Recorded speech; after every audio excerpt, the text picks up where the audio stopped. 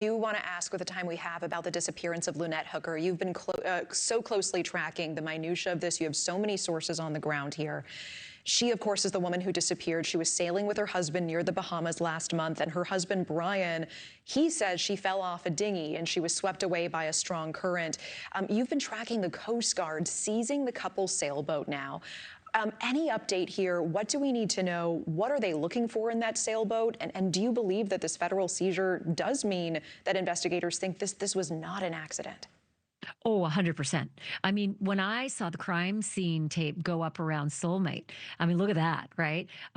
When I saw the crime scene tape go up around Soulmate, and that's nicely impounded at the Coast Guard station in Fort Pierce, Florida, when I saw them hauling it in on a side tow right through that marina, and before that, on a full tow from 40 miles out, I knew right away, oh, they think that there was a crime that happened on that boat, not on the dinghy where he says they were 1,000 yards away and she just bounced out in the back.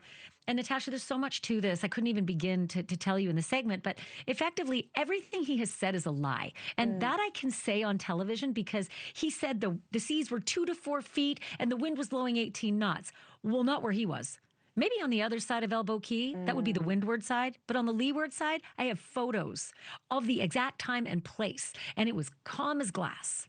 You know, Lynette was also wearing this Apple Watch in the last photo that was taken of her. How significant is it for investigators to try to find that watch? Is there any information that could come out of that?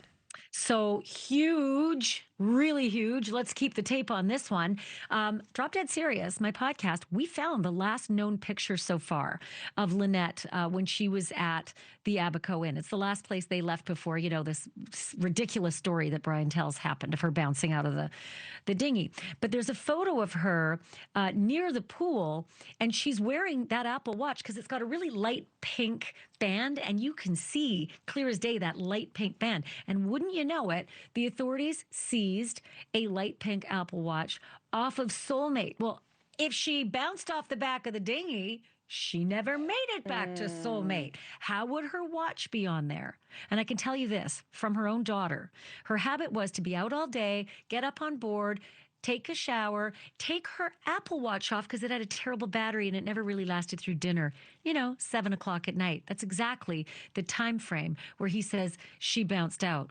I think she came up on board, put that Apple Watch on a charger, had herself a shower, and then something, all holy hell, broke loose on board that boat. But that Apple Watch was there. Wow. All right. That is the Drop Dead Serious podcast. Again, Ashleigh Banfield, always a pleasure. Thank you so much. Pleasure's mine. Good to see you, Natasha.